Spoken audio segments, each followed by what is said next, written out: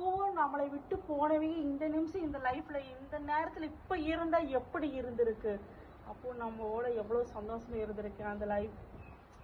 அதெல்லாம் இறந்தவங்க எப்பவுமே வந்து அது திருப்பி வர முடியாது. அந்த லைஃப் வந்து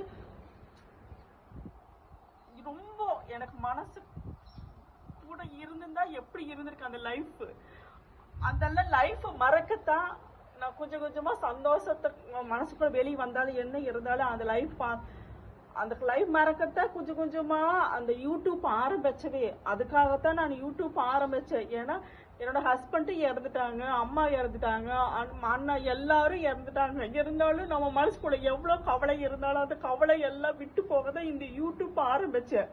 ஆனா எல்லாரும் இந்த கவலையே நிறைய பேர்த்துக்கு இருந்தா உங்களுக்கு யார் பிடிச்சிருக்குதோ எல்லாரும் என்னை சப்ஸ்கிரைப் பண்ணுங்க, லைக் பண்ணுங்க. என்னோட வாழ்க்கையில மாதிரி நிறைய கஷ்டங்கள் இருக்கு எல்லாத்துக்கும். அந்த